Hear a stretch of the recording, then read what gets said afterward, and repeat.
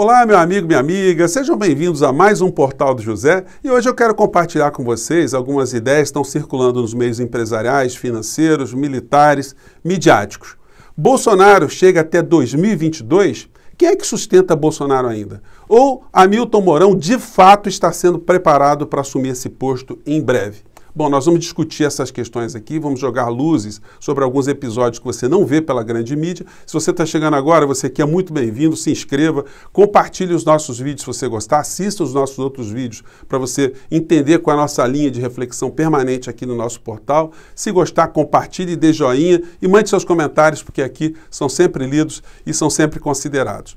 Gente, tem muitas coisas que estão acontecendo no nosso país. A gente está numa incerteza atrás da outra todos os dias e cada vez mais a gente está com os nossos mortos se acumulando por todos os lados. O que faz, então, o presidente da República ainda permanecer à frente do nosso país? A cada instante ele está ficando mais isolado. E quando se coloca o nome de Hamilton Mourão na mídia, e ele é o tempo todo entrevistado, as opiniões dele começam cada vez ganhar mais relevância, a gente percebe que tem um movimento aí de fazer com que Bolsonaro se sinta cada vez mais acuado. Quanto mais evidência se dá a Mourão, mais Bolsonaro se sente esvaziado. E hoje no editorial do Merval Pereira, no Globo, ele transmite essa ideia com muita força, né? Que o Bolsonaro está cavando a sua própria cova. E ele lê isso aí, a assessoria dele lê, ele pode dizer que não lê, mas ele sabe, a inteligência cuida, passa isso para ele está monitorado. Então isso vai fazendo com que ele perceba o quanto ele está cada vez mais desgastado. No texto de Merval Pereira, ele diz o seguinte: hoje o fato de ter Mourão como vice traz tranquilidade diante do futuro, caso Bolsonaro seja impedido pelo Congresso. Não que seja um estadista, muito menos traidor, como o presidente desconfia, mas é o agregador natural e pelo cargo que ocupa e pelas atitudes que vem tomando das insatisfações disseminadas. Mourão tem tido o comportamento correto das grandes crises, blá, blá, blá, blá, blá, blá, blá. No final, ele conclui aqui: os próximos meses, no entanto, nos reservam muitos problemas com a economia em frangalhos e a pandemia descontrolada. Um presidente destrambelhado e isolado nesse cenário é o caminho aberto para crises permanentes. Ciro Gomes tem razão. Bolsonaro está mais perto do impeachment do que de uma quartelada. Então, o Bolsonaro vai ficando cada dia mais isolado. Quem então está segurando o Bolsonaro?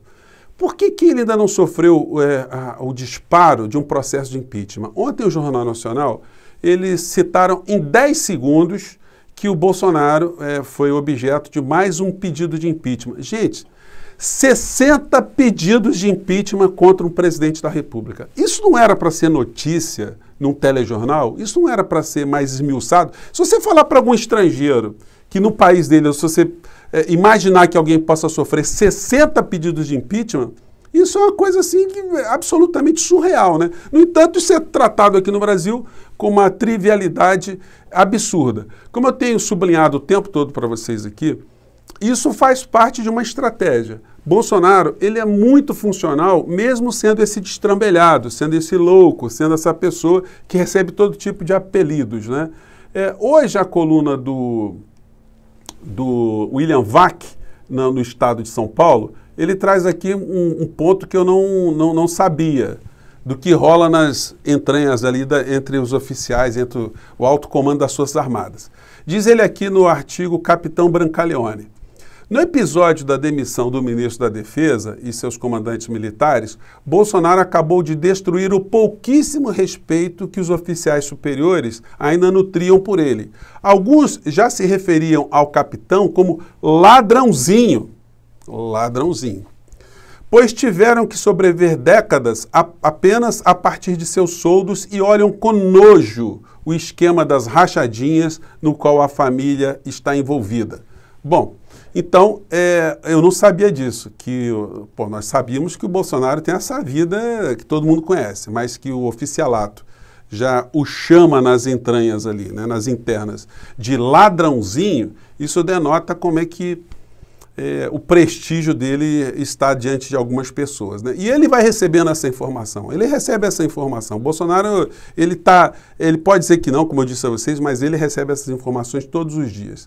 Mas quando você olha a cobertura midiática aqui no nosso país, você fala assim, será que nós estamos sendo bem informados? Como eu digo para vocês sempre, né, baseados aqui nos ensinamentos de Hegel, a informação gera a ação, a desinformação gera a conformação. É possível a gente resolver algum problema sem ter a real dimensão dos fatores que causam o problema? Você, se está diante de algum problema e você não conhece nada sobre esse problema, como é que você resolve esse problema? Muitas pessoas acham que orar, você começa a torcer, você não sabe como é que você resolve aquele problema concretamente. Então, se os meios de comunicação, eles o tempo todo, eles não revelam para o povo brasileiro as causas principais dos nossos problemas, o povo brasileiro não consegue fazer uma associação. Aí você pode ser inclinado a crer que eu tenho aqui uma birra com a Rede Globo, né, como algumas pessoas acham, né? O meu problema não é com a Rede Globo, gente, eu já comentei isso com vocês. A questão é que a comunicação, ela é estratégica em qualquer lugar, em qualquer circunstância. Então, quem detém a informação, detém o poder. Então, quando você pega, por exemplo, você vê a medição de audiência dos principais veículos de informação no nosso país, você vê que o Jornal Nacional tem 46%, 46,4% de audiência. E chega a mais de 48 milhões de pessoas todos os dias. O Jornal da Record, 6,2%. O Jornal da Band, 5,0%. O Jornal Hoje, que pega uma outra faixa também da Rede Globo, 41%. O SPTV, só para a gente ter uma noção, o jornal local da Rede Globo, lá em São Paulo, 41%. A Rede TV, 1%. E a Globo News, 0,66%. Esses números, inclusive, gente, eles podem nem ser precisos, porque existe uma grande parcela do povo brasileiro que se utiliza de TVs clandestinas, né, TVs a cabos clandestinas, enfim. Então, isso não é possível ser medido. Fato é que o telejornalismo, ele ocupa todas as faixas de comunicação e transmitem, através dessas faixas, as suas ideias fundamentais. Ontem, no Jornal Nacional, que é o mais visto, a gente vê qual o comportamento da mídia. Deixa eu ver se eu pego aqui para vocês. Aqui desse lado de cá. Jornal Nacional. Eles falaram, depois da gente registrar no Brasil esse número absurdo de quase 4 mil mortos, a gente vai ver nesse tipo de situação aqui no Rio de Janeiro, as pessoas entrando na defensoria pública para conseguirem um leito, a tragédia, essa hecatombe acontecendo no país, mas quando eles colocam o Bolsonaro para falar, eles fazem uma, que a gente chama de sonora, né? É a locutora falando sobre a figura de quem está sendo apresentado, e quando é colocado o áudio da fala dele, a fala dele não tem nada a ver com pandemia. É como se ele estivesse num outro planeta, num outro país. Os meios de comunicação não fazem essa associação, é esse morticínio à figura do presidente. Vejam só a fala que eles separaram do Bolsonaro, e essa fala eu não consegui encontrar nas redes, vocês podem procurar. Eles pensaram exatamente uma fala que não teve a importância diante da outra fala dele, criminosa, que eu vou pegar só um trechinho, durante essa entrevista coletiva que ele deu. Vamos acompanhar aqui, gente, vamos lá. Ao comentar o novo auxílio emergencial, admitiu que o valor das parcelas não é o ideal. O auxílio emergencial é um alento. É pouco, inclusive, reconheço, mas é o que a nação pode dispensar à sua população. O governo não vai aceitar novos pedidos. Gente, a análise de quem tem de... Quer dizer, a fala do Bolsonaro, ela durou 10 segundos. Mas ele falou quase 10 minutos. Eles pegaram 10 segundos. Os 10 minutos que o Bolsonaro falou, quase 10 minutos, eles não enfatizaram aquilo que foi o mais criminoso, aquilo que provoca mais indignação, aquilo que está mais relacionado com morticínio aqui no nosso país. Vejam só o trecho que eles sonegaram. Vou pegar um trecho aqui que eles poderiam ter feito aqui um debate enorme sobre essas falas do Bolsonaro. Vamos lá. Qualquer um pode contrair o vírus, qualquer um pode ter sua situação de saúde complicada. Mas a fome mata muito mais do que o próprio vírus. Temos que enfrentar a realidade. Não adianta fugirmos do que está aí. Para mim é muito fácil entrar na política do politicamente correto. Isso não traz soluções para nós.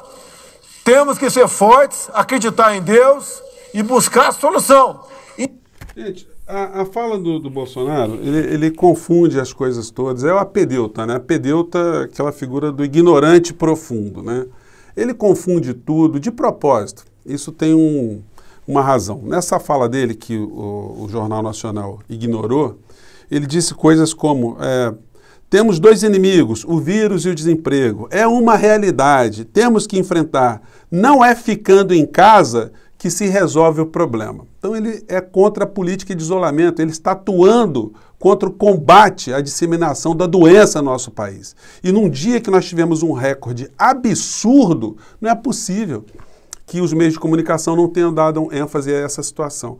E no final da fala dele, ele fala: temos que orar a Deus, pedir a Deus. Não está adiantando não, Bolsonaro. Tem que trabalhar concretamente, porque o senhor comandou um jejum há 3 dias atrás, e o que nós tivemos depois do jejum foi um aumento de mortos no nosso país. Então, ao invés de ficar juntados ali, reunido com picaretas da fé, o senhor devia estar dando um exemplo, estar fazendo alguma coisa a favor do povo brasileiro.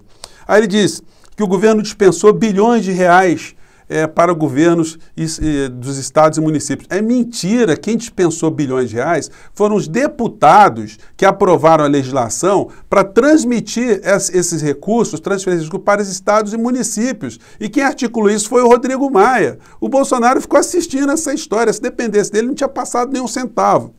E aí ele disse que tem que se fazer um apelo para que o lockdown seja revisto aqui no nosso país. Onde é que está tendo lockdown? Que os prefeitos e governadores precisam fazer com que a população volte à normalidade. A população tem que trabalhar. Gente, isso tudo foi desprezado. Que o Brasil tem que voltar. Ele falou isso várias vezes, que são medidas que extrapolam o estado de sítio, aquilo que os governadores e prefeitos estão fazendo, que nós teremos problemas sociais gravíssimos. Pois é, o que ele está fazendo, né, em relação a isso? E que nós temos que adotar o caminho de deixar o povo trabalhar, porque os efeitos da pandemia são piores do que os efeitos do vírus.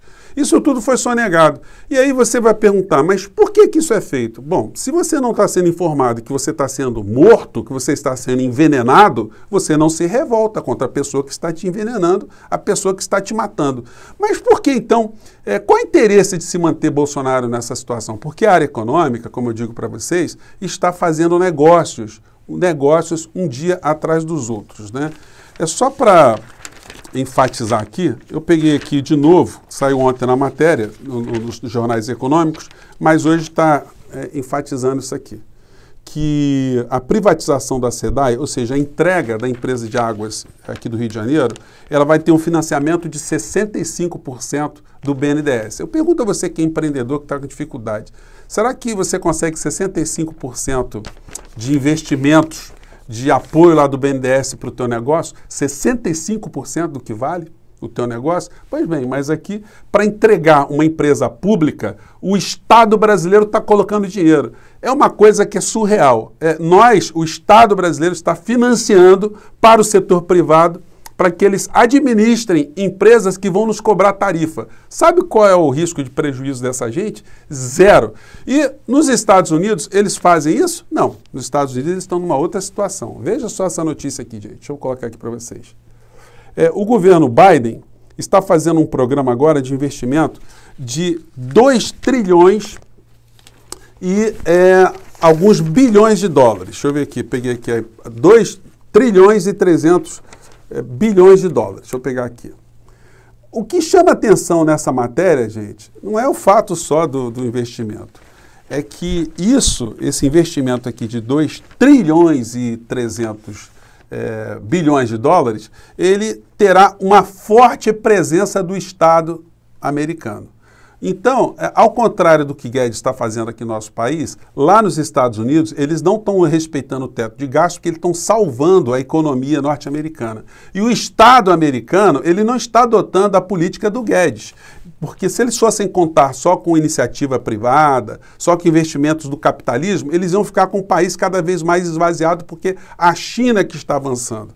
Aqui no Brasil é muito engraçado, porque a gente vai vendo essas redes que dão apoio ao Bolsonaro, e a preocupação que eles têm com a China, né? Essa neurose que eles têm com a China, que a China está com 5G. E as privatizações que o governo brasileiro faz acaba, em sua grande maioria, favorecendo que interesses de estatais chinesas se apoderem de infraestrutura aqui no nosso país. Prova disso é esse caderno aqui, gente, que saiu no Valor Econômico. Deixa eu ver se eu mostro para vocês aqui. É um jornal aqui. Gente, sabe quantas páginas tem isso aqui? Tem 70 páginas. Vou colocar só o numeral aqui para vocês verem. Ó. 70 páginas aqui do Valor Econômico. Sabe o que significa esse caderno? Tem aqui uma hidrelétrica aqui na frente, né? Uma torre de usina hidrelétrica, de energia elétrica. E aqui quem é que assina esse demonstrativo? Vamos ver se vocês pegam aqui. Vocês estão vendo aqui, né, o texto aqui em letras do nosso alfabeto e também em mandarim.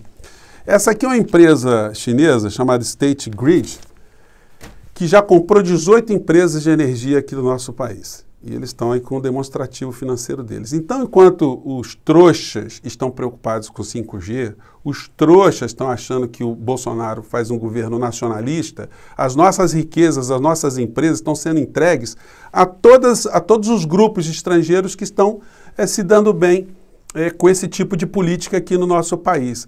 Cada vez mais o nosso país está sendo entregue numa contramão do que está acontecendo nos Estados Unidos, onde nos Estados Unidos a presença do Estado está sendo vital para que eles recuperem a economia deles. Então, gente, vocês vejam nas mãos de quem que nós estamos. Evidentemente, o Bolsonaro acaba sendo poupado diante desse genocídio que está sendo no nosso país, e quem poupa Bolsonaro, como os grandes meios de comunicação, são também cúmplices desse genocídio que está acontecendo no nosso país. E aí, gente, eu estou falando para vocês assim, com muita tranquilidade, isso aí não é nenhuma birra com relação a um setor ou outro. Nós estamos aqui cada dia mais jogando luzes sobre essas questões para que a gente consiga cada vez mais furar bolhas, mostrar para as pessoas que inclusive acreditam no governo Bolsonaro que elas estão sendo roubadas. Essas pessoas, inclusive, como já salientei com vocês, elas não são nossas inimigas, não são pessoas que a gente tem que ver longe do Brasil, a gente não manda essas pessoas para lugar nenhum, para país nenhum. São pessoas que vão continuar aqui no nosso país, mas elas vão precisar ser conscientizadas que existe uma grande estrutura de assaltá-las, de roubá-las, de retirarem direitos sociais. E o mais incrível disso é que elas são roubadas, né, mas elas aplaudem o ladrãozinho e aplaudem também o assalto comandado pela área econômica, né, gente? Eu fico por aqui, a gente tinha mais assuntos para conversar aqui, mas temos espaço aí pela frente. Até já, até o próximo encontro, gente. Tchau.